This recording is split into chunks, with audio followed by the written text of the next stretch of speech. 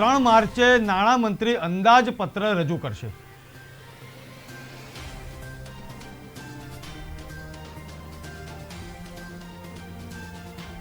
દક્ષિણ ગુજરાતના આદિવાસીઓ લાચાર, હિજાબ વિવાદ આંતરરાષ્ટ્રીય કાવતરું, ચિત્રથી ચેરિટી સુધી રાષ્ટ્રીય ચિત્ર પ્રદર્શન, Chennai super Kings network 611 crore રૂપિયા।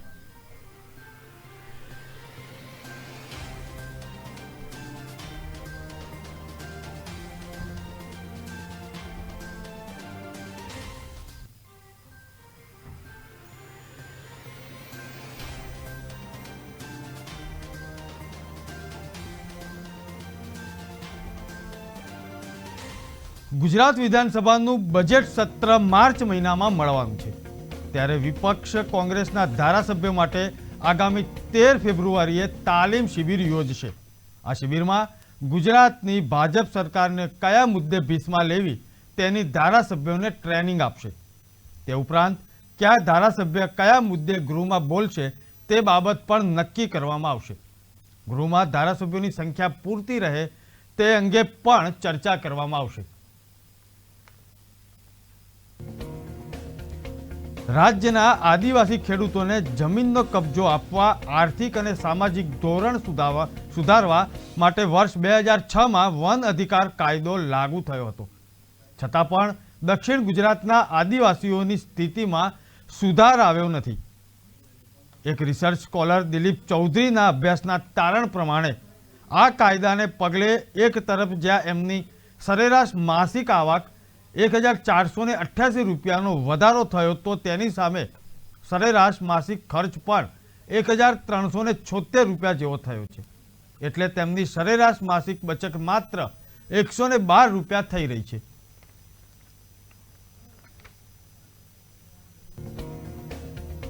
કર્ણાટકથી શરૂ થયેલા હિજાબ વિવાદને કારણે દેશના ઘણા રાજ્યોમાં વિરોધ પ્રદર્શન શરૂ થયા છે। આ દરમિયાન પાકિસ્તાની એજન્સી ISI ખાલિસ્તાની આતંકી સંગઠન દ્વારા ભારતમાં હિજાબ રેફરન્ડમ દ્વારા અરાજકતા ફેલાવવાનું કાવતરું ઘડી રહ્યું હોય તેવી પણ વાત સામે આવેલી છે। ભારતમાં હિજાબ રેફરન્ડમ માટે વેબસાઇટ પણ બનાવવામાં આવેલી છે। ભાવનગરના આંગણે કળા વારસાનું સંવર્ધન કરવાનો અને ભારતના કલા વારસાને પોતાની કલા દ્વારા કેનવાસ પર કંડારી તેના વેચાણ થકી પ્રાપ્ત થતી રકમનો સદુપયોગ જરૂરિયાતમંદ લોકો માટે કરીને તેમના જીવનને ઉજાગર કરવાનો પ્રયાસ હોબી સેન્ટર દ્વારા કરવામાં આવ્યો।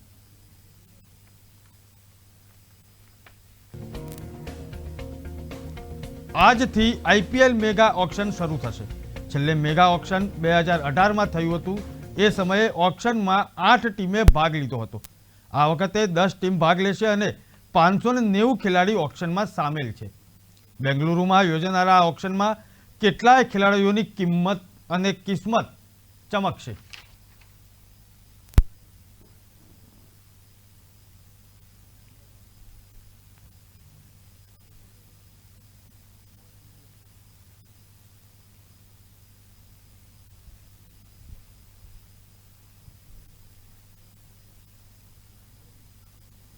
નમસ્કાર દર્શક મિત્રો, આપ જોઈ રહ્યા છો કે ન્યૂઝ અને હું છું જીગર।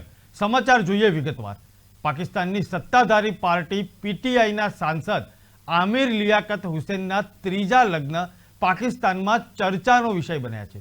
તેમણે 18 વર્ષની યુવતી સઈદા દાનિયા શાહ સાથે નિકાહ કર્યા છે। તેમના નિકાહની વાત માત્ર પાકિસ્તાનમાં જ નહીં પરંતુ પાકિસ્તાનની બહાર પણ ચર્ચાનો વિષય બનેલી છે। 49 વર્ષની વયે 18 વર્ષની યુવતી સાથે લગ્ન કરતા લોકોએ આમિર લિયાકતની પુત્રી દુઆ સામે પણ સવાલોનો મારો કર્યો છે। લોકો તેને ટાંકીને કોમેન્ટ કરવા લાગ્યા છે, જેનાથી નારાજ દુઆએ પિતાના ત્રીજા લગ્નને લઈને ટિપ્પણી કરી। પાકિસ્તાનના વડાપ્રધાન ઇમરાન ખાન પણ 3 લગ્ન કરી ચૂક્યા છે। ઇમરાને પોતાના સાંસદને ફોન કરીને લગ્નની શુભકામનાઓ આપી હતી। ખાસ વાત એ છે કે આમિરની બીજી પત્ની સાથેના તલાક બુધવારે જ થયા અને 24 કલાકમાં પણ પૂરા થયા ન હતા અને લિકાયત સાહેબે પોતાની ત્રીજી શરીક એ હયાત એટલે કે પત્નીનો પરિચય આપી દીધો। લિયાકતને એક પરણાવવા યોગ્ય દીકરી પણ છે, જેનું નામ દુઆ છે. દુઆના પિતાના આ લગ્ન બુધવારે થયા. બુધવારે જ પાકિસ્તાનની સાંસદના બીજી પત્ની અને પાકિસ્તાની અભિનેત્રી સૈયદા તુબા આમિર સાથે તલાક થયા હતા. એ જ દિવસે તેમને ત્રીજા લગ્ન કરી દીધા છે. સોશિયલ મીડિયા પર અનેક પ્રકારની કોમેન્ટ અને મીમ શેર લોકો કરીને મજા કરી રહ્યા છે. લિયાકત વારંવાર પોતાના વિચિત્ર નિવેદનોને લઈને ચર્ચામાં રહે છે.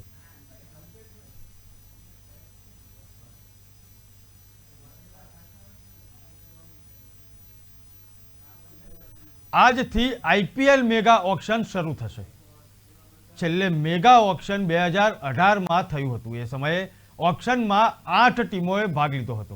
આ વખતે 10 ટીમ ભાગ લઈને 590 ખેલાડી ઓક્શનમાં સામેલ થઈ રહ્યા છે. બેંગલુરુમાં યોજાનારા આ ઓક્શનમાં કેટલાય ખેલાડીઓની કિસ્મત ચમકશે. ઓક્શનમાં સૌથી પહેલા 10 માર્કો ખેલાડી પર બોલી લગાવાશે અને ત્યારબાદ બાકીના ખેલાડીઓની બોલી લાગશે. ગુજરાત ટાઇટન્સ કયા ખેલાડીઓની પસંદગી કરશે તેના પર બધાની નજર છે.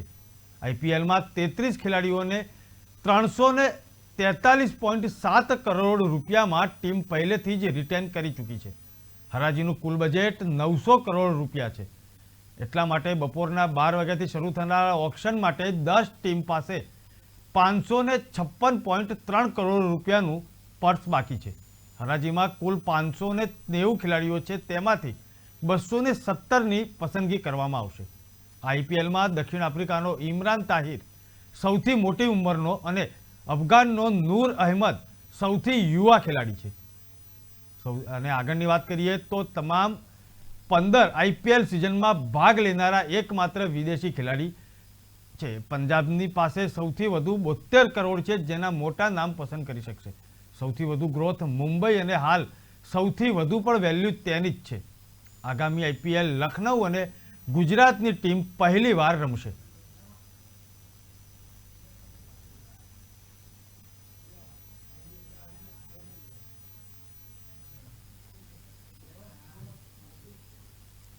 હરિયાણાના ફરીદાબાદમાં એક મહિલાએ તેના બાળકને સાડીથી બાંધીને 10મા માળેથી નીચે લટકાવ્યા હોવાનો આઘાતજનક વિડીયો સામે આવ્યો છે. એક સામાન્ય વાતમાં આ મહિલાએ તેના બાળકને આટલા મોટા જોખમમાં મૂકી દીધું હતું. હકીકતમાં 9મા માળની બાલ્કનીમાં પડી ગયેલા કપડાને ઉપાડીને લાવવા માટે મહિલાએ તેના બાળકને 10મા માળેથી સાડીના છેડે બાંધીને નીચે લટકાવ્યો હતો.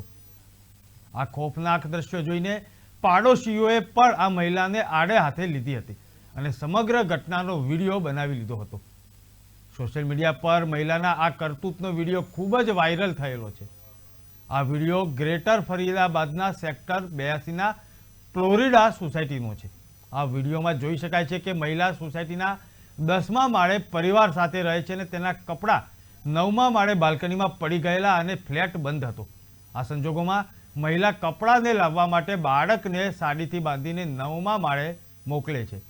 બાળકને કપડાં લઈને પાછો સાડીની મદદથી 10મા માળે પરત આવી ગયો હતો, પરંતુ આ જે ખોફનાક વિડીયો જે છે તે સોશિયલ મીડિયામાં વાયરલ થઈ રહ્યો છે.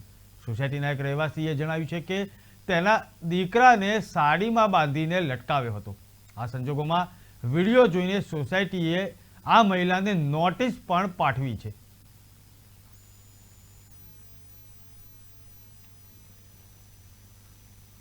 ગુજરાત વિધાનસભાનું બજેટ સત્ર માર્ચ મહિનામાં મળવાનું છે, ત્યારે વિપક્ષ કોંગ્રેસના ધારાસભ્યો માટે આગામી 13 ફેબ્રુઆરીએ તાલીમ શિબિર યોજાશે.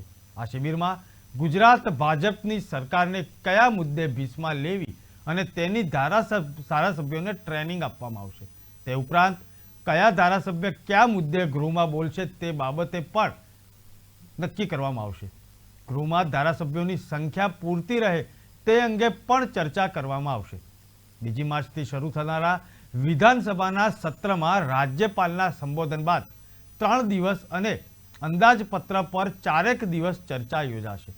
આ ઉપરાંત સરકારી વિધેયકો પર 4 દિવસ ચર્ચા કરવામાં આવશે. પૂરક માંગણીઓ પર 2 દિવસ ચર્ચા થશે અને 31મી માર્ચ સુધી ચાલનારા સત્રમાં 6 અથવા 8 દિવસ 2 દિવસ બેઠકો યોજાશે. સત્ર દરમિયાન નવી સરકારે વિપક્ષના રાજકીય આક્રમણનો સામનો કરવો પડશે, કેમ કે ખેડૂતોની સમસ્યા ઉપરાંત મોંઘવારી, કાયદો વ્યવસ્થાની પરિસ્થિતિ સહિત અન્ય મુદ્દાઓને લઈને સતત તોફાની બની રહે તેવું લાગી રહ્યું છે. સામે છેડે સરકાર પણ વિપક્ષનો સામનો કરવા સજ્જ થઈ રહી છે. આગામી વિધાનસભાની ચૂંટણીઓના પગલે નવી સરકાર ખેડૂતો, મહિલાઓ ઉપરાંત યુવાનો રાજી રાખવા માટે પ્રયાસ કરે તેવી શક્યતાઓ છે. આ વખતે બજેટમાં નવા કરવેરા આવે તેવી શક્યતા નહિવત છે. ખેડૂત અને પ્રજાલક્ષી નવી યોજનાઓ જાહેર થાય તેવી સંભાવનાઓ વ્યક્ત કરવામાં આવી રહી છે. બજેટનું કદ પણ 2 લાખ કરોડને પાર કરી જશે. નવી સરકાર નવી યોજનાઓ થકી લોકોને જે લાભ મળવાનો છે તેના આકર્ષિત પ્રભાવિત કરવા ઈચ્છુક છે. અત્યારથી જ પાટનગર, ગાંધીનગરમાં નાણાં વિભાગની બેઠકોનો દોર શરૂ થયેલો છે. વિવિધ વિભાગો સાથે બેઠકો શરૂ થઈ રહી છે. 3 માર્ચે નાણામંત્રી વિધાનસભામાં અંદાજપત્ર રજૂ કરશે. નાણામંત્રી કનુ દેસાઈ પહેલીવાર વિધાનસભામાં અંદાજપત્ર રજૂ કરશે. વિધાનસભા સત્રમાં અંદાજપત્ર માટે ધમધમાટ શરૂ થઈ ગયેલો છે. મ્યુનિસિપલ વિપક્ષ નેતા પદે શહેજાદ ખાન પઠાણની નિમણૂક બાદ નારાજ કોર્પોરેટરોએ મ્યુનિસિપલ બોર્ડ બેઠકમાં હાજરી ન આપતા આ મામલો વધુ ગૂંચવાયો હતો. અંતે કોંગ્રેસમાં થયેલા સમાધાનની ફોર્મ્યુલા પ્રમાણે 4 બળવાખોર કોર્પોરેટરને 1 વર્ષ માટે મ્યુનિસિપલમાં વિપક્ષી નેતા બનાવવામાં આવશે તેવું પણ જણાવવામાં આવી રહ્યું છે. આમ 18 ફેબ્રુઆરીથી મ્યુનિસિપલ બોર્ડની બજેટ બેઠકમાં હાજરી આપવા માટે મનાવી લીધા છે. હવે આગામી બજેટ બેઠકમાં તમામ કોર્પોરેટરો સાથે મળીને કોંગ્રેસને મજબૂત કરશે. કોંગ્રેસના 23 પૈકી 9 જેટલા સિનિયર કોર્પોરેટરોએ વિરોધ પક્ષના નેતા પદ માટે ચલાવેલા અભિયાન બાદ પક્ષની પસંદગી સામે નારાજગી વ્યક્ત કરી હતી. નારાજગીને પરિણામે મ્યુનિસિપલ બોર્ડની બેઠકમાં પણ સભ્યો નિષ્ક્રિય રહ્યા હતા.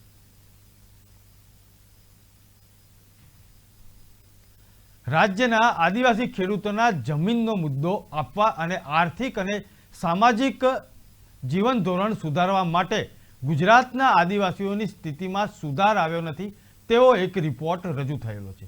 તેની સાથે ગુજરાતના આદિવાસી ખેડૂતોને જમીનનો કબજો આપવા, આર્થિક સામાજિક ધોરણ સુધારવા માટે વર્ષ 2006માં વન અધિકાર કાયદો લાગુ થયો હોવા છતાં દક્ષિણ ગુજરાતના આદિવાસીઓની સ્થિતિમાં સુધારો આવ્યો નથી. એક રિસર્ચ સ્કોલર દિલીપ ચૌધરીના અભ્યાસના તારણ પ્રમાણે આ કાયદાને પગલે એક તરફ જ્યાં તેમની સરેરાશ આવક 1488 રૂપિયાનો વધારો થયો છે, તેની સામે તેમનો માસિક ખર્ચ પણ 1376 રૂપિયા જેવો થઈ રહ્યો છે. સરેરાશ માસિક બચત જે છે તેમની માત્ર 112 રૂપિયા થઈ રહી છે.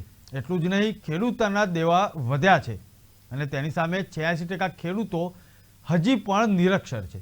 પ્રસ્તુત અભ્યાસમાં માંડવી ઉમરપાડાના આદિવાસીઓની ખેડૂતોની વન અધિકાર અધિનિયમના અમલીકરણ પૂર્વે તેમાં લાગુ થયા બાદ શું પરિવર્તન નોંધાયું છે તેમાં ખેડૂતોની સ્થિતિ, દેવાની સ્થિતિ, ધિરાણ મેળવવાનો સ્ત્રોત, કુટુંબમાં ઘર વપરાશના સાધનો, ખેતરના સાધનો તેમજ 2 વ્હીલર 4 વ્હીલરની સંખ્યા તેમજ મૂલ્ય અને જંગલની જમીનની માલિકી જેવા મુદ્દાઓ આવરી લેવામાં આવ્યા છે. ઉમરપાડા અને માંડવીના કુલ 3965 જેટલા લાભાર્થીઓને આ અભ્યાસમાં સામેલ કરવામાં આવેલા છે. 86% લોકો નિરક્ષર હતા ત્યારે માત્ર 9% લોકોએ પ્રાથમિક શિક્ષણ પ્રાપ્ત કર્યું હતું. 2% લોકોએ જ માધ્યમિક શિક્ષણમાં અભ્યાસ મેળવી શક્યા હતા. માંડવી ઉમરપાડાના લાભાર્થીઓની સ્થિતિ વન અધિકાર અધિનિયમની તુલનામાં કોઈ મોટો ફેરફાર થયો હોય તેવું જણાઈ આવ્યું નથી. આ કાયદાના લાગુ થયાના પૂર્વે 86% લાભાર્થીઓ દેવાદાર હતા અને કાયદો લાગુ થયા બાદ તેમના જીવનમાં મોટો આર્થિક સુધાર આવ્યો નથી.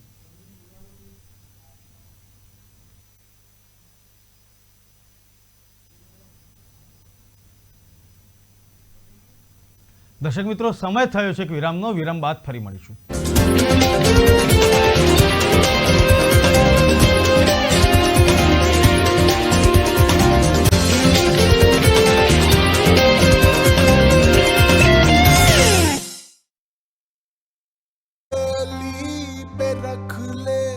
है नई नवेली तू लाखों संभाले चला चल तू मीठे पलों को बांटे चला चल उम्र को तू पल पल भुलाता चला चल ये बातें नहीं है सपने किसी के तू नाजों से पाले चला चल सफर है जो लंबा होठों पे अपने एक नगमा सजाए चला चल Force Traveler. Celebrate every journey.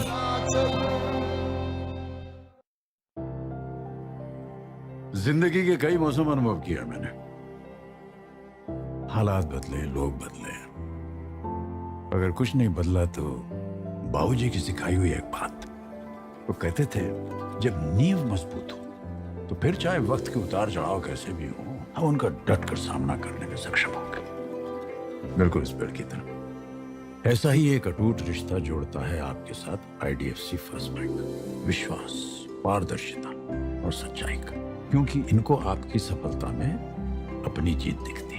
मैं तो जुड़ चुका हूं इनके साथ, आप भी जुड़ जाइए ना।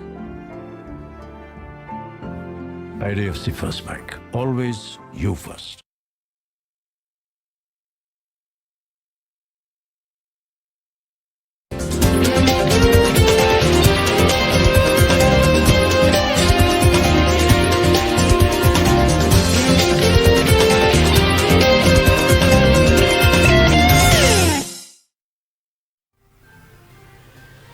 ત્રણ માર્ચે નાણામંત્રી અંદાજપત્ર રજૂ કરશે.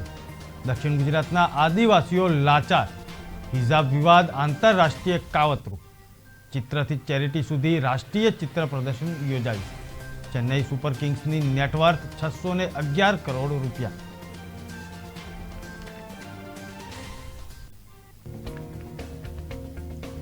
ગુજરાત વિધાનસભાનું બજેટ સત્ર માર્ચ મહિનામાં મળવાનું છે, ત્યારે વિપક્ષ કોંગ્રેસના ધારાસભ્યો માટે આગામી 13 ફેબ્રુઆરીએ તાલીમ શિબિર યોજાશે.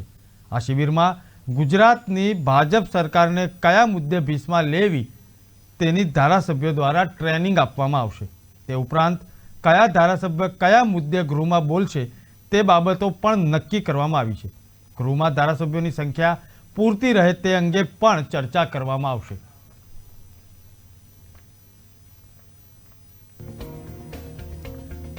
રાજ્યના આદિવાસી ખેડૂતોને જમીનનો કબજો આપવા આર્થિક સામાજિક જીવન ધોરણ સુધારવા માટે વર્ષ 2006માં વન અધિકાર કાયદો લાગુ થયો હોવા છતાં દક્ષિણ ગુજરાતના આદિવાસીઓની સ્થિતિમાં સુધાર આવ્યો નથી.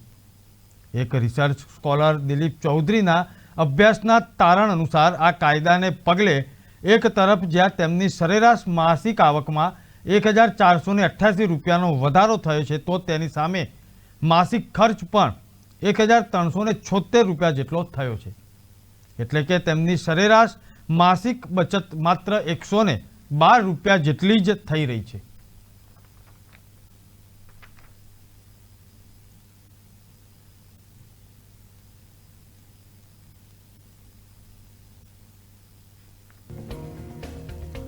કર્ણાટકથી શરૂ થયેલા હિજાબ વિવાદને કારણે દેશના ઘણા રાજ્યોમાં વિરોધ પ્રદર્શન શરૂ થયેલા છે. આ દરમિયાન પાકિસ્તાનની એજન્સી ISI ખાલિસ્તાનની આતંકી સંગઠન દ્વારા ભારતમાં હિજાબ રેફરેન્ડમ દ્વારા અરાજકતા ફેલાવવાનું કાવતરું ઘડી રહ્યું હોય તેવી સમાચાર મળી રહ્યા છે. ભારતમાં હિજાબ રેફરેન્ડમ માટે વેબસાઇટ પણ બનાવવામાં આવી રહી છે.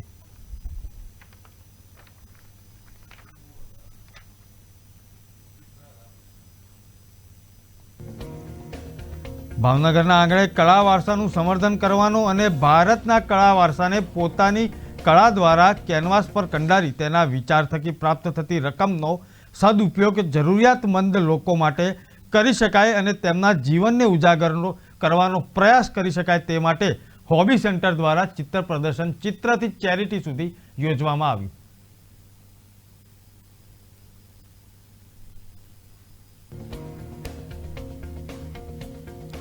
આઈપીએલ મેગા ઓક્શન શરૂ થયું છે.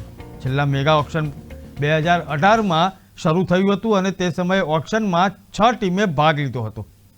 આ વખતે 10 ટીમ ભાગ લેશે અને 590 ખેલાડીઓ ઓક્શનમાં સામેલ છે.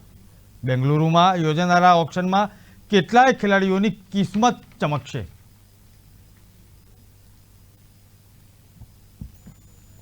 સમાચાર વિગતવાર જોઈએ તો સુરતમાં ચૌટાપુર પાસે આવેલા અલાયાની વાડીમાં એક લાકડાની વખારમાં ભીષણ આગ લાગતા દોડધામ મચી ગઈ હતી.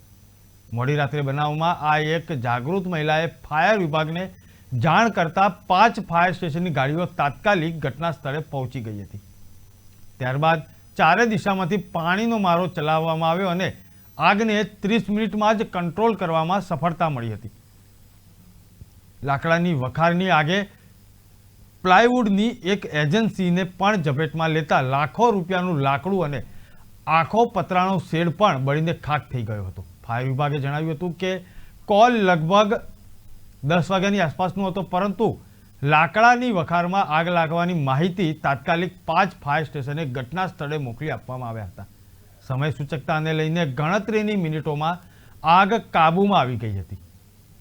જોકે કુલિંગમાં 2.5 કલાકનો સમય વહી ગયો હતો અને નવસારી બજાર, કાંચીશેરી, માન દરવાજા સહિત અલગ અલગ ફાયર સ્ટેશનોને જવાનોએ પ્રશંસનીય કામગીરીને લઈને આગને કાબૂમાં લેવાના પ્રયાસો સફળ થયા હતા. ફાયર ઓફિસરે જણાવ્યું હતું કે ધુમાડાની સાથે આગ સામે લડવાનું મુશ્કેલ હતું, પરંતુ આગ છે તે ઉગ્ર બની હતી. લાકડાનો જથ્થો અને જે એક પતરાનો શેડ જે હતો તે પણ બળીને ખાખ થઈ ગયો હતો. ત્યારબાદ પાછળ આવેલી પ્લાયવુડની એક એજન્સીને પણ ઝપેટમાં આગે લઈ લીધી હતી. સમયસર આગ પર કાબુ મેળવી લીધા બાદ આગ જે છે તે શોર્ટ સર્કિટને લઈને લાગ્યો હોવાનું પણ સામે આવી રહ્યું છે.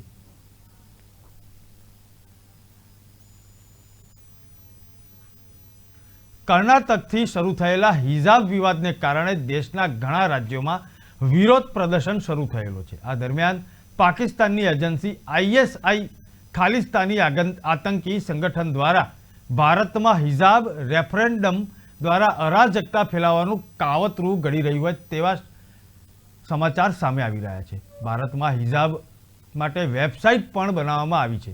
એટલું જ નહીં, શીખ ફોર જસ્ટિસના ચીફ જે છે તેમણે ISI માટે એક વિડીયો પણ જાહેર કરેલો છે. ISIના કાવતરા પછી ઇન્ટેલિજન્સ એજન્સીઓ એલર્ટ થઈ ગઈ છે. IBએ પણ આ વિશે એક એલર્ટ જાહેર કરેલું છે. સૂત્રોના જણાવ્યા પ્રમાણે ISI ખાલિસ્તાની સમર્થક પન્નુએ એક વિડીયો જાહેર કરેલો છે. વિડીયોમાં પન્નુએ ભારતને તોડવા માટે હિજાબ જનમત સંગ્રહ જેવો એજન્ડા ફેલાવવાનો પ્રયત્ન કરી રહ્યો છે. પન્નુએ ભારતીય મુસ્લિમોને અપીલ કરી છે કે હિજાબ રેફરેન્ડમ જે શરૂ થયું છે અને તેમાં ભારતને ઉર્દુસ્તાન બનાવવાની દિશામાં આગળ વધે. વિડીયોમાં પન્નુએ હિજાબની વાત કરીને ભારતીય મુસ્લિમોને ઉશ્કેરવાનો પ્રયત્ન કરેલો છે.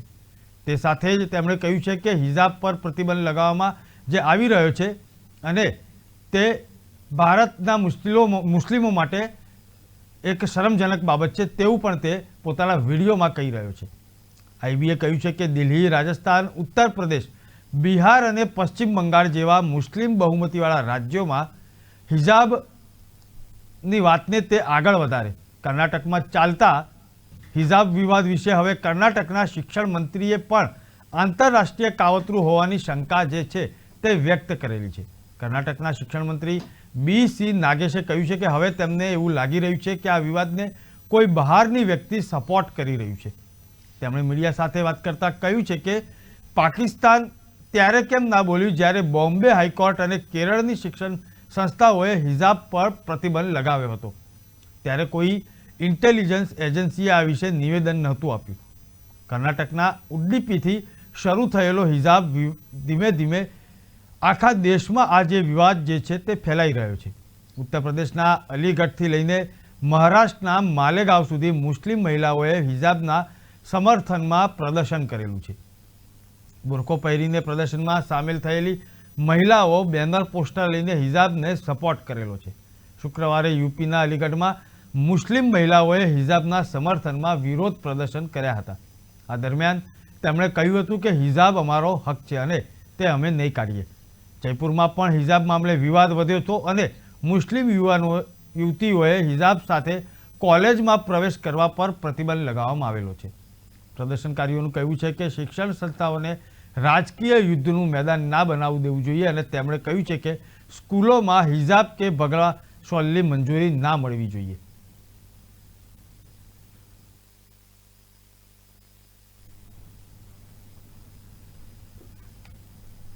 કર્ણાટકથી શરૂ થયેલા હિજાબ વિવાદને કારણે દેશના ઘણા રાજ્યોમાં વિરોધ પ્રદર્શન શરૂ થયેલું છે. આ બાબતે અમારા સંવાદદાતા ફૈઝાન જોડાઈ ચૂક્યા છે. ફૈઝાન, શું છે વધુ માહિતી?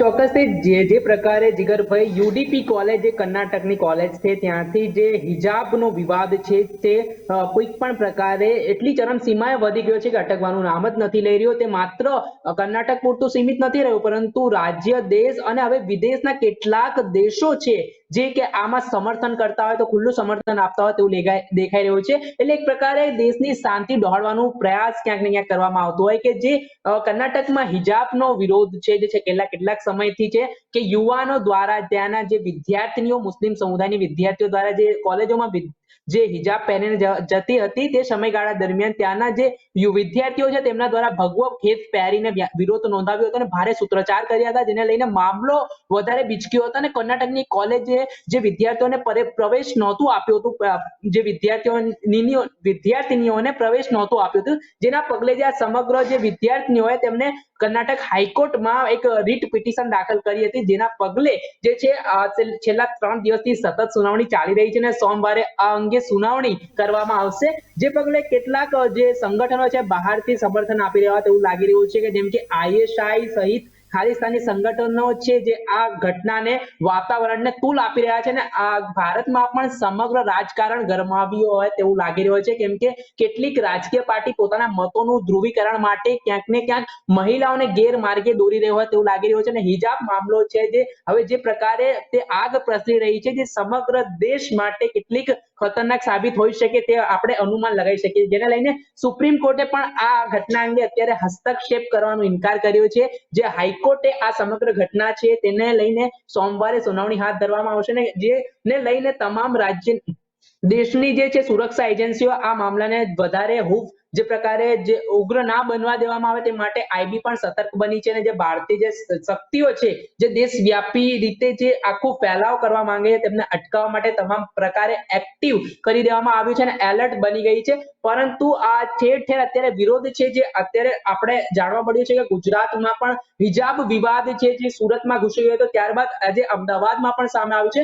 સુરતમાંથી જે AIMM દ્વારા આજે વિરોધ પ્રદર્શન કરવાનું હતું ત્યાંના શહેર પ્રમુખ છે વસીમ કુરેશી તેમજ નઝમા ખાનને અત્યારે અટકાયત કરી લેવામાં આવી હતી. સોશિયલ મીડિયા ઉપર એવા મેસેજો પડતા થયા હતા કે જે ગઈકાલ રાતથી જ આ મેસેજો પડતા થયા હતા કે આ હિજાબ વિવાદ છે તેને લઈને આપણે વિરોધ પ્રદર્શન કરવાના છે, તેને લઈને લોકોની એકત્રિત ભીડ કરવાના હતા. તેના પગલે પોલીસે ત્યાંની કેટલાક AIMM કાર્યકર્તાઓની અટકાયત કરી. આ જે હિજાબ વિવાદનું જે કેમ્પેઇન ચાલતું હતું, સ્નેચર કેમ્પેઇન તરીકે નામ આપવામાં આવ્યું હતું અને અમદાવાદમાં પણ આના પડઘા પડ્યા હતા અને અમદાવાદમાં 4 વાગ્યાની સુમારે આ જે આંદોલન છે જે ચલાવવા માટે AIM દ્વારા તેમજ કોંગ્રેસ પાર્ટી પણ મેદાને આવી હતી અને સમગ્ર મામલાને વિરોધ પ્રદર્શન કરે તે પહેલા જ પોલીસે શાંતિ અને સલામતી જળવાઈ રહે અને કોઈ પણ પ્રકારે તણાવપૂર્ણ સ્થિતિ ન બને તે સમય સૂચકતાની સાથે જે છે તમામ જે કાર્યકર્તાઓ અને નેતાઓની અટકાયત કરી લીધી હતી. હવે આ સમગ્ર મામલો છે જે કર્ણાટક હાઈકોર્ટમાં જઈને અટક્યો છે અને સુનાવણી દરમિયાન જે ફેસલો, જે નિર્ણય ત્યાંની કોર્ટ દ્વારા લેવામાં આવશે તે જ યોગ્ય અને ગ્રાહ્ય રાખવામાં આવશે અને તેનું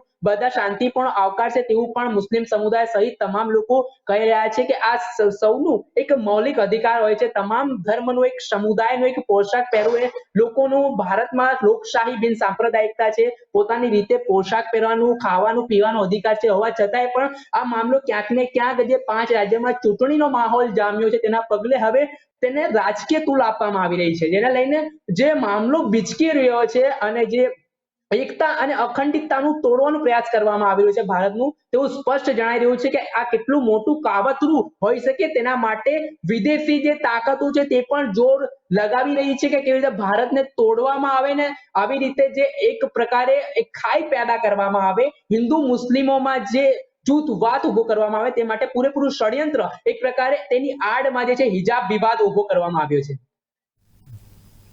જી ફેઝાન, સમગ્ર માહિતી આપવા માટે આપનો ખૂબ ખૂબ આભાર.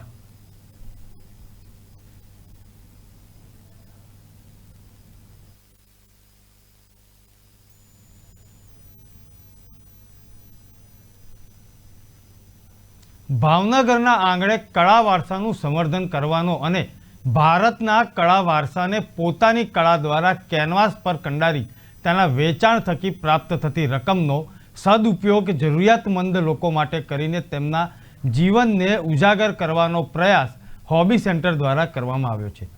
ભાવનગરના આઈપીએસ આઈજીપી ભાવનગર રેન્જના અશોક કુમાર યાદવ, ભાવનગરના મેયર કીર્તિબેન દાણીધરિયા, અમૂલ પરમાર, બિપિન દવે, બિપિન પટેલ, નરેન્દ્ર પનારા અને અજીતસિંહ વાજાની ઉપસ્થિતિમાં આ આર્ટ એક્ઝિબિશન શરૂ કરવામાં આવ્યું અને કલાકારોને પ્રોત્સાહન પૂરું પાડતું આ એક્ઝિબિશનમાં પ્રદર્શન દરમિયાન થેલેસેમિયાના દર્દીઓને સહાય આપવામાં આવશે.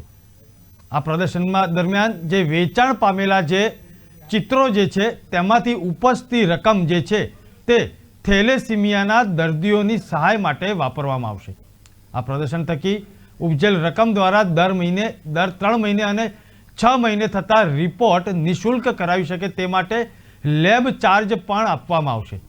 2 વર્ષથી યોજાતા આ ચિત્રથી ચેરિટી સુધીના એક્ઝિબિશન મારફતે 2 લાખ રૂપિયાની ચેરિટી રકમ એકત્ર કરીને લેપ્રેસીના દર્દીઓ, કોરોના સમયમાં જરૂરિયાતમંદ લોકો અને થેલેસીમિયાના બાળકોને મદદ પૂરી પાડવા માટે કરવામાં આવી રહી છે. હોબી સેન્ટરના ફાઉન્ડર અને ગુજરાતના એકમાત્ર લાઈવ પેઇન્ટિંગ પરફોર્મર જય બારડ અને હોબી સેન્ટરના ફાઉન્ડર પાર્થ આચાર્ય તથા યુવરાજ આર્ટથી રઘુવીરસિંહ ગોહિલ દ્વારા સમગ્ર કાર્યક્રમનું આયોજન કરવામાં આવ્યું હતું.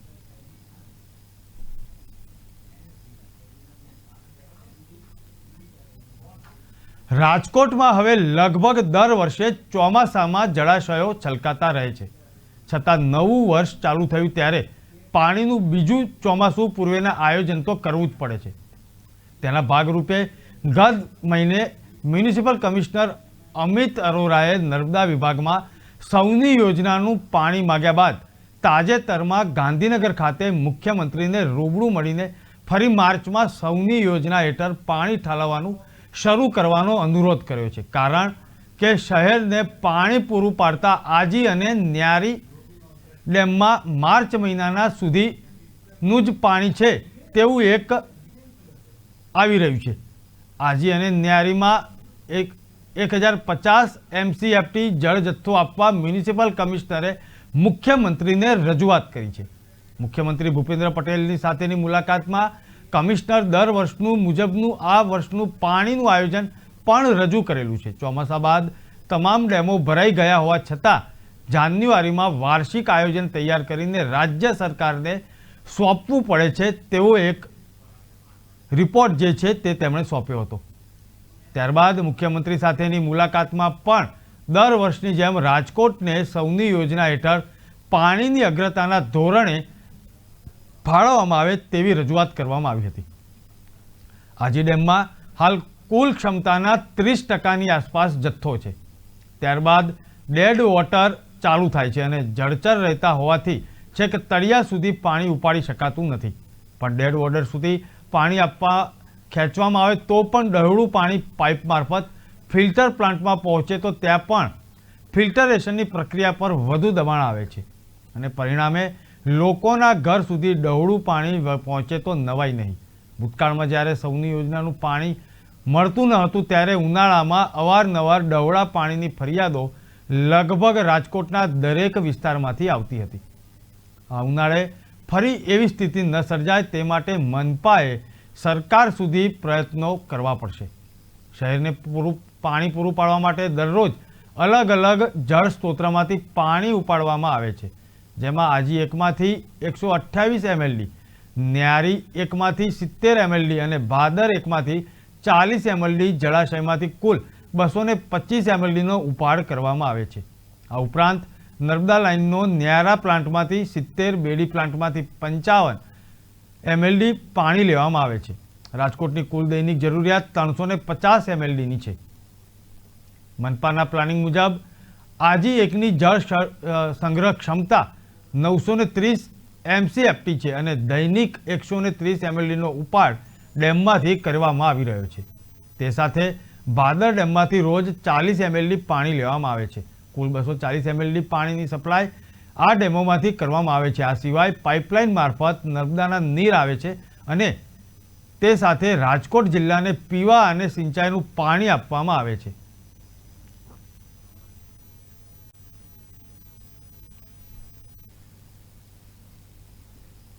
ગુજરાત ગૌણ સેવા પસંદગી મંડળ દ્વારા 13 ફેબ્રુઆરીને રવિવારે યોજાનાર બિન સચિવાલય કારકુન અને સચિવાલય ઓફિસ આસિસ્ટન્ટની ભરતી માટેની પરીક્ષા રદ કરવામાં આવી દેતા ગુજરાત પ્રદેશ કોંગ્રેસ દ્વારા સમગ્ર ગુજરાતમાં વિરોધ પ્રદર્શન કરવામાં આવ્યું હતું.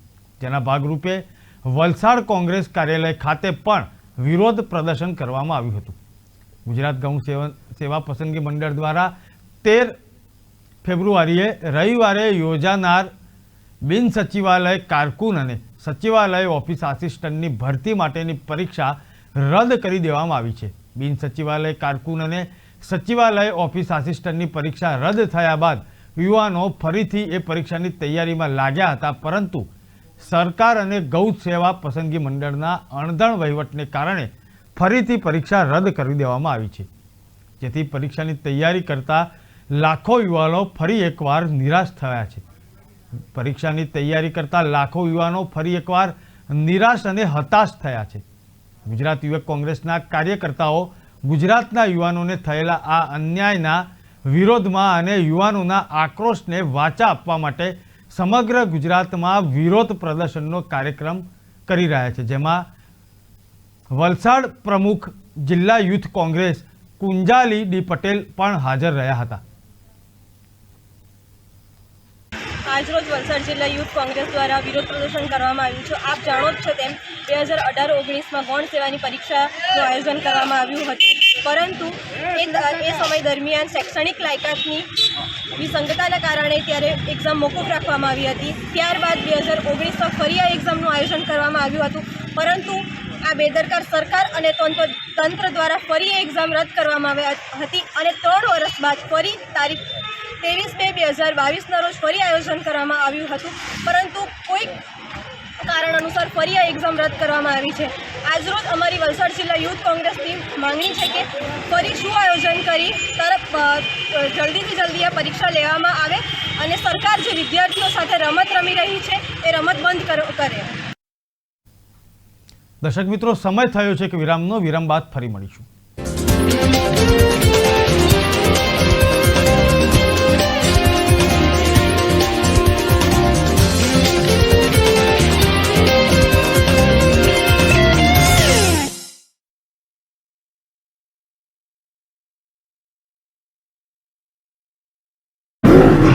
सांघी सीमेंट अपना स्वप्नों ने आपे नक्का स्वरूप. सांघी सीमेंट, सादी नहीं सांघी मांगो.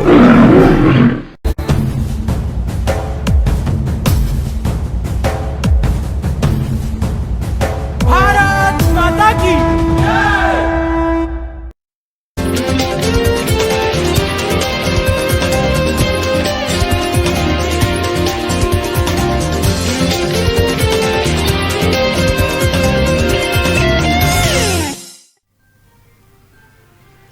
માર્ચે નાણામંત્રી અંદાજપત્ર રજૂ કરશે. દક્ષિણ ગુજરાતના આદિવાસીઓ લાચાર. હિજાબ વિવાદ આંતરરાષ્ટ્રીય કાવતરું. ચિત્રથી ચેરિટી સુધી રાષ્ટ્રીય ચિત્ર પ્રદર્શન યોજવામાં આવ્યું. ચેન્નાઈ સુપર કિંગ્સની નેટવર્થ 611 કરોડ રૂપિયા.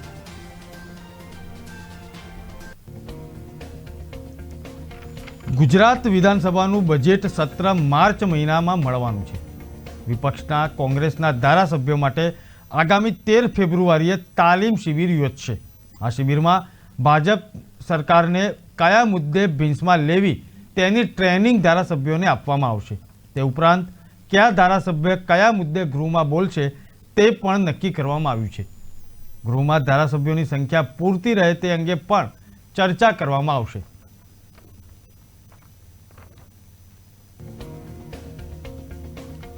રાજ્યના આદિવાસી ખેડૂતોને જમીનનો કબજો આપવા આર્થિક અને સામાજિક જીવન ધોરણ સુધારવા માટે વર્ષ 2006માં વન અધિકાર કાયદો લાગુ થયો હોવા છતાં દક્ષિણ ગુજરાતના આદિવાસીઓની સ્થિતિમાં સુધાર આવ્યો નથી.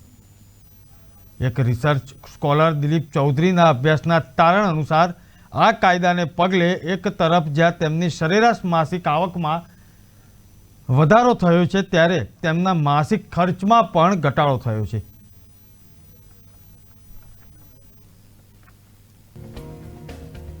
કર્ણાટકથી શરૂ થયેલા હિજાબ વિવાદને કારણે દેશના ઘણા રાજ્યોમાં વિરોધ પ્રદર્શન શરૂ થયું છે. આ દરમિયાન પાકિસ્તાનની એજન્સી ISI ખાલિસ્તાની આતંકી સંગઠન દ્વારા ભારતમાં હિજાબ રેફરેન્ડમ દ્વારા અરાજકતા ફેલાવવાનું કાવતરું ઘડવામાં આવી રહ્યું છે.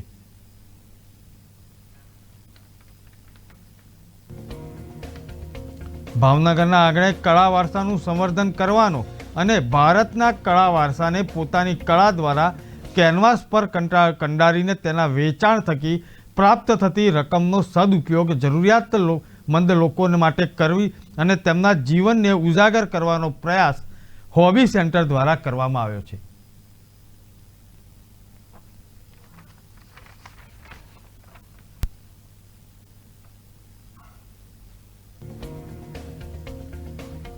આજથી IPL મેગા ઓક્શન શરૂ થશે. છેલ્લે મેગા ઓક્શન 2018માં થયું હતું અને તે સમયે ઓક્શનમાં 8 ટીમોએ ભાગ લીધો હતો.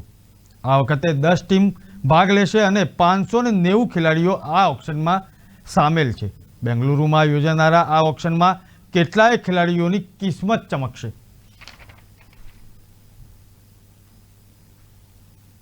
સમાચાર જોઈએ વિગતવાર તો શક્તિ, ભક્તિ અને આસ્થાનો ત્રિવેણી સંગમ ગણાતું અંબાજી મંદિર વિશ્વ વિખ્યાત છે.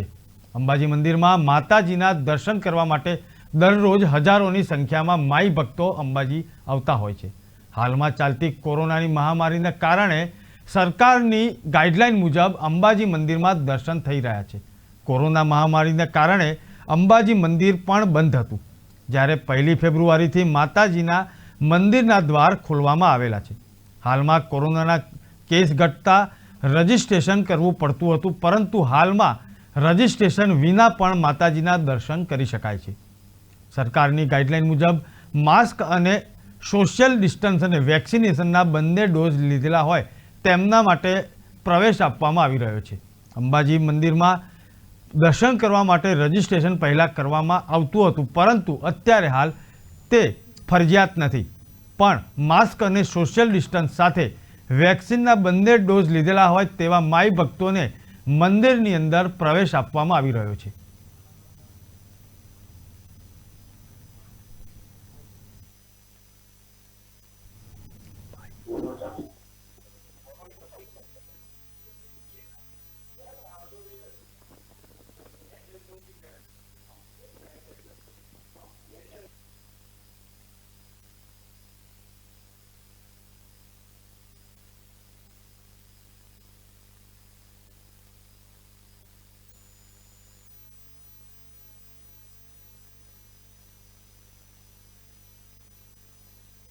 મંદિર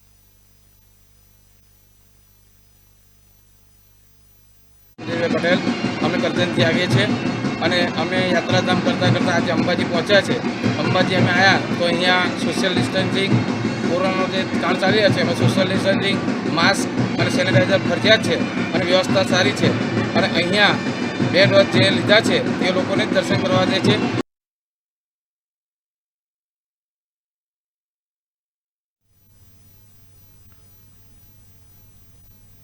આ માટે વધુ વિગત માટે અમારા સહયોગી નીરવ જોશી જોડાઈ ચૂક્યા છે. નીરવ, શું છે વધુ માહિતી? અંબાજી મંદિરમાં દર્શન અત્યારે હાલ માઈ ભક્તો કરી રહ્યા છે. વધુમાં અંબાજી મંદિર વિશે જણાવું તો શક્તિ, ભક્તિ અને આસ્થાનું ત્રિવેણી સંગમ ગણાતું અંબાજી મંદિર વિશ્વ વિખ્યાત છે એમ આપણે જાણીએ છીએ. પરંતુ અંબાજી મંદિરમાં માતાજીના દર્શન કરવા દરરોજ હજારોની સંખ્યામાં માઈ ભક્તો આવતા હોય છે. પરંતુ હાલમાં ચાલતી કોરોના મહામારીના કારણે સરકારશ્રીની ગાઈડલાઈન મુજબ જ અંબાજી મંદિરમાં દર્શન યથાવત ચાલુ છે. કોરોના મહામારીના કારણે અંબાજી મંદિર પણ તદ્દન બંધ હતું, જ્યારે 1 ફેબ્રુઆરીથી એકવાર ફરીથી માતાજીના મંદિરના દ્વાર ખોલવામાં આવ્યા હતા. હાલમાં કોરોનાના કેસ ઘટતા પહેલા જે રજીસ્ટ્રેશન કરવું પડતું હતું તે હાલમાં રજીસ્ટ્રેશન વગર પણ માતાજીના દર્શન આપણે કરી શકાય છે. પણ સરકારશ્રીની ગાઈડલાઈન મુજબ માસ્ક અને સોશિયલ ડિસ્ટન્સ અને વેક્સિનેશનના બંને ડોઝ લેવા એ ફરજિયાત છે. અંબાજી મંદિરમાં જે પહેલા દર્શન કરવા માટે આપણે રજીસ્ટ્રેશન કરવું હતું તે હાલમાં ફરજિયાત નથી, પણ માસ્ક અને સોશિયલ ડિસ્ટન્સ સાથે વેક્સિનેશનના બંને ડોઝ લીધેલા માય ભક્તો અત્યારે દર્શન કરી શકે એવી પરિસ્થિતિ છે. જી નીરવ, આપે જે માહિતી આપી તે બદલ આપનો ખૂબ ખૂબ આભાર.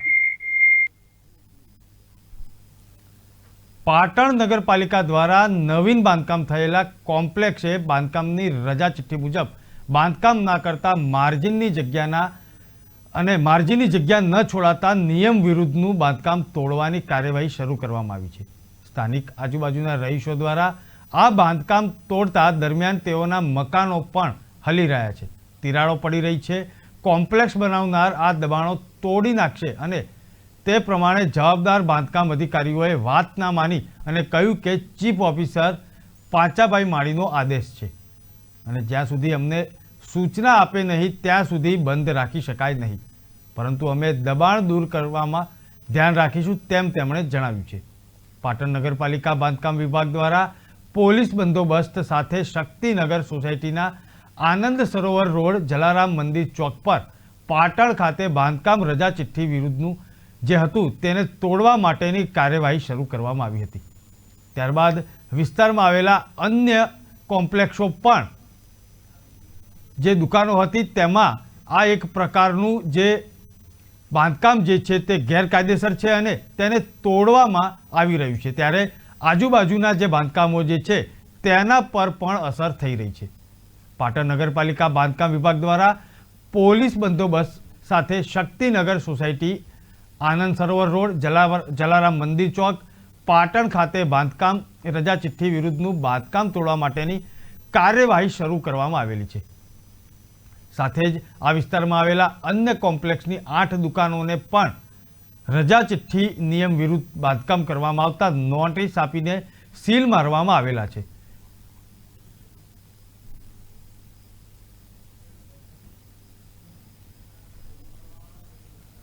નવમી ફેબ્રુઆરી 2022ના રોજ ભુજના હરામી નાલાના જનરલ અંગેની ગુપ્ત માહિતીના આધારે બીએસએફની ટીમોને સામેલ કરીને ઘણા કિલોમીટર સુધી ફેલાયેલા ખાડી વિસ્તારમાં સર્ચ ઓપરેશન હાથ ધરવામાં આવ્યું હતું.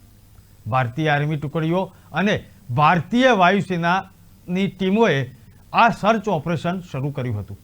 સર્ચ ઓપરેશન અત્યંત અસ્પષ્ટ વિસ્તારોમાં ચાલી રહ્યું હતું. 11મી ફેબ્રુઆરી 2022ના રોજ ભારતીય વાયુસેના દ્વારા બીએસએફ અને આર્મીની ટુકડીઓએ 11 પાકિસ્તાની માછીમારીની બોટોને જપ્ત કરવામાં સફળતા મેળવી છે. ઓપરેશનના વિસ્તારમાંથી 6 પાકિસ્તાની નાગરિકોની પણ ધરપકડ કરવામાં આવી છે. આ ઓપરેશન બીએસએફ, ભારતીય વાયુસેના, ભારતીય સેના અને ગુજરાત પોલીસ સાથે અન્ય તમામ સુરક્ષા એજન્સીઓ વચ્ચે ખૂબ જ તાલમેલ અને સંકલન સાથે આ ઓપરેશન પાર પાડવામાં આવ્યું હતું. પ્રતિકૂળ હવામાન, અત્યંત ભેજવાળું વિસ્તાર અને પાણીના ભરતી અને ઓટના જે એક દરિયાનું જે એક વાતાવરણ છે તેમાં સૈનિકોનું કાર્ય જે છે તે પડકારજનક હતું, પરંતુ સંપૂર્ણ દ્રઢતા અને નિશ્ચય અને મહાન સંકલન સાથે સૈનિકોએ ઓપરેશનના સંચાલનમાં તમામ અવરોધોને દૂર કર્યા હતા. પકડાયેલા પાકિસ્તાની નાગરિકોની પૂછપરછ ચાલુ છે. તમામ જે નાગરિકો છે તેમને પકડીને વિશાળ કોમ્બિંગ ઓપરેશન પણ હજી ચાલુ છે તેવું એક પ્રેસ વાર્તામાં અધિકારીઓએ જણાવ્યું હતું.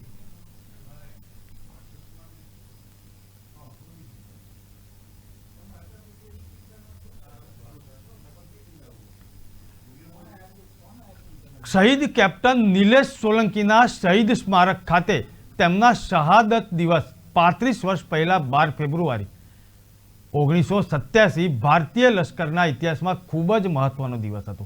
વિશ્વના સૌથી ઉચ્ચતમ પર્વતીય યુદ્ધભૂમિ સિયાચીન ગ્લાસિયરની 19,000 ફીટની ઊંચાઈ પર આવેલા ચંદન પોસ્ટ કે જે સંરક્ષણની દ્રષ્ટિએ ખૂબ જ વ્યૂહાત્મક છે અને અગત્યની જગ્યા છે, ત્યાં અમદાવાદના કેપ્ટન નિલેશ સોની અતિ વિષમ પરિસ્થિતિ -60 ડિગ્રી તાપમાનમાં સપ્ટેમ્બર 86થી ફરજ બજાવતા હતા.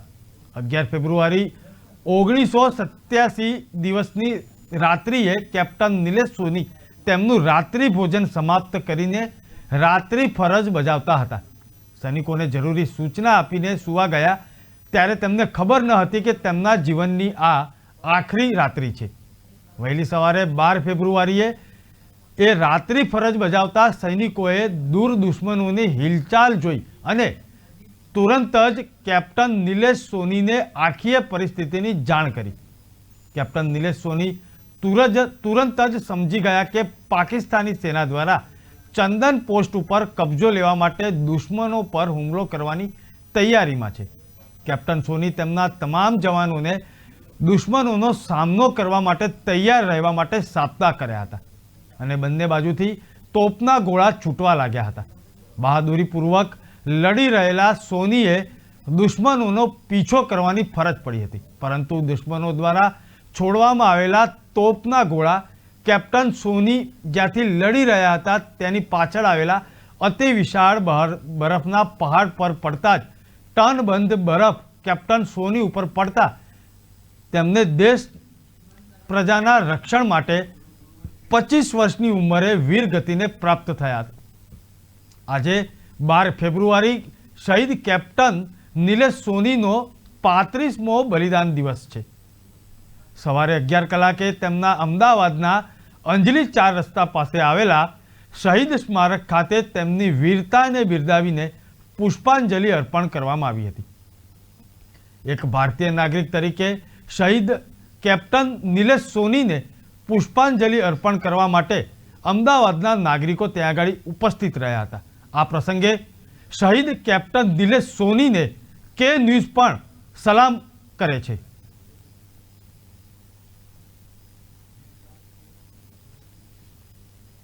રાજકોટના પોલીસ કમિશનરને ક્રાઇમ બ્રાન્ચના મળતિયાઓ અધિકારીઓ સાથે મળીને 75 લાખની ઉચાપત કરી હોવાનું સનસનાટીપૂર્વક આક્ષેપ ભાજપના ધારાસભ્ય કરતા હતા, પરંતુ એક નવો આક્ષેપ સામે આવેલો છે. રાજકોટની ક્રાઇમ બ્રાન્ચ સામે વધુ એક ગંભીર આક્ષેપ લાગ્યો છે, જેમાં જામનગરના યુવકે એવા આક્ષેપ લગાવ્યા છે કે સટાખત રદ કરવા તેમનું અપહરણ કરીને બળજબરીથી કોરા કાગળ પર તેની સહી લેવામાં આવી હતી. રાજકોટ પોલીસ કમિશનર મનોજ અગ્રવાલ પર જ્યારથી ભ્રષ્ટાચારના આરોપ લાગ્યા છે ત્યારથી રાજકોટ પોલીસ ચર્ચાનું કેન્દ્ર બનેલી છે.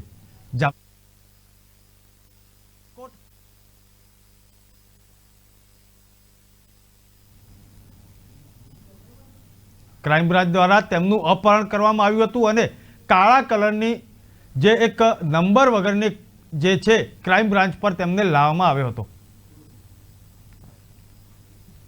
દર્શક મિત્રો, અત્યારે સમાચારમાં બસ આટલું જ. વધુ સમાચાર સાથે મળીશું, ત્યાં સુધી મને રજા આપશો. નમસ્કાર.